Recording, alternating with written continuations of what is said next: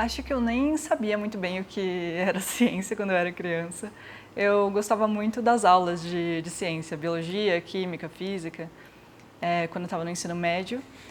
E aí eu ouvi falar desse curso da USP chamado Ciências Moleculares, que é um curso interdisciplinar de ciências, e ele é voltado para pessoas que querem seguir carreira acadêmica.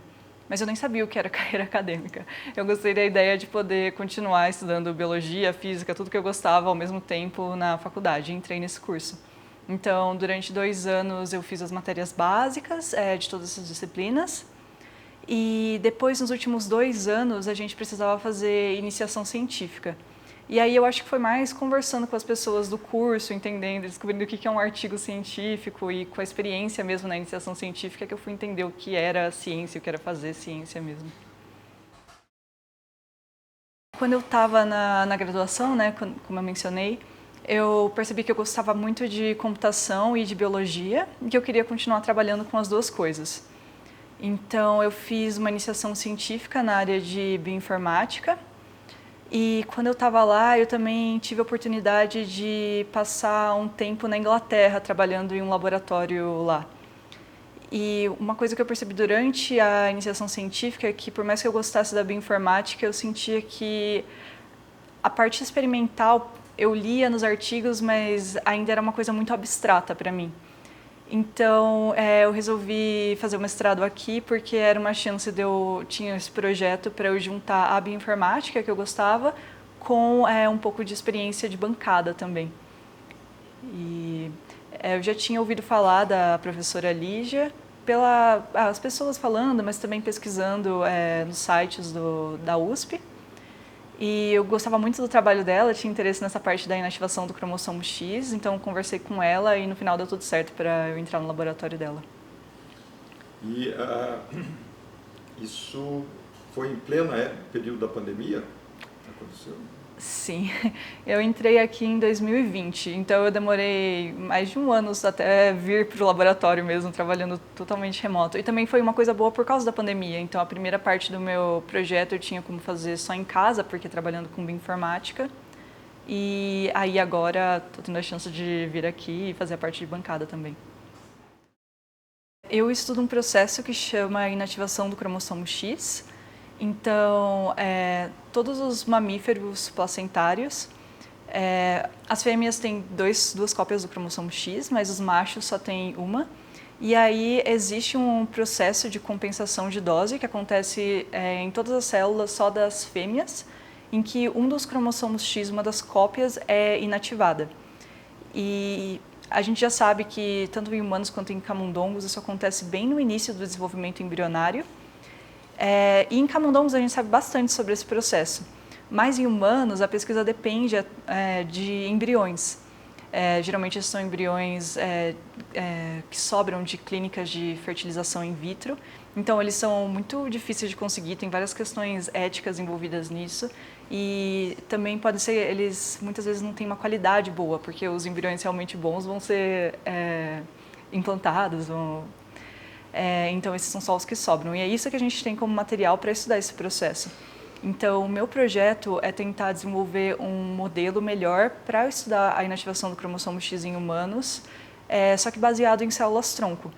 Então, primeiro, na parte de bioinformática, eu analisei diferentes linhagens de célula-tronco em estados diferentes para checar se elas apresentavam 2 cromossomos X ativos, que é importante se a gente quer estudar esse processo. E aí depois, na segunda parte, mais experimental, eu fui para os Estados Unidos para trabalhar com um grupo que desenvolveu um modelo chamado blastoides. Então, eles geram estruturas que são semelhantes ao estado de blastocisto humano, totalmente a partir de células-tronco. E o que é legal é que essas estruturas são feitas a partir de células-tronco naive, é um estado que a gente coloca células-tronco, e elas apresentam 2 cromossomos X ativos. Então, eu queria saber o que acontece com o cromossomo X enquanto esses blastoides são derivados e depois. E se a gente poderia usar eles para estudar a inativação do cromossomo X em humanos. Primeiro você precisa das células-tronco. Eu não cheguei a derivar, então a gente usa células que já foram derivadas. Eu estava usando uma linhagem reporter, de um gene do cromossomo X. Então, nessa linhagem, existe um gene no cromossomo X que chama MECP2, e o que já foi feito antes, eles colocaram 2 proteínas fluorescentes em cada um dos alelos, cada uma das cópias desse gene. Então, cada uma em um cromossomo X, e elas são de cores diferentes, uma verde e uma vermelha. Então, quando a célula está expressando os 2 cromossomos X, as 2 cópias desse gene, a gente consegue ver a mesma célula, vermelha e verde.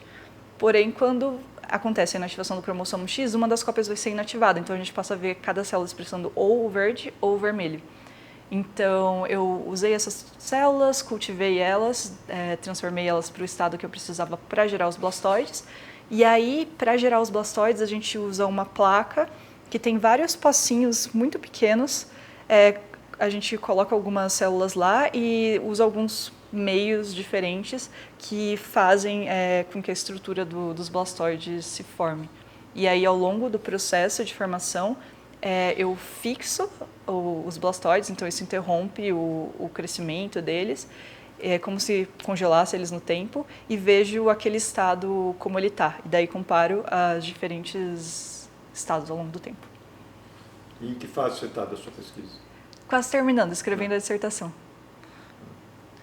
E pretende continuar? Você vai tocar o doutorado também, não? Eu vou.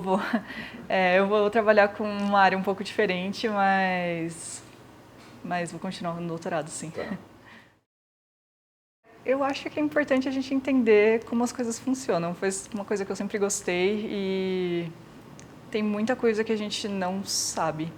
E sem a ciência a gente não vai avançar esse conhecimento. Acho que primeiro, meus professores no ensino médio mesmo, eu tive professores muito bons que eram animados, gostavam do que faziam, acho que isso foi importante. E depois, realmente, quando eu estava no exterior a primeira vez, quando eu fui para a Inglaterra, eu não tinha certeza se eu queria continuar para o mestrado, o que eu ia fazer, mas eu conheci uma pós-doutoranda lá que foi incrível, assim, ela me incentivou pra caramba. Quando eu não acreditava em mim, ela acreditava. Então, foi muito importante para mim ter alguém para te ajudar mesmo, né? Eles falam em mentoria. Para mim, ela foi a minha mentora e, nossa, eu devo tudo para ela.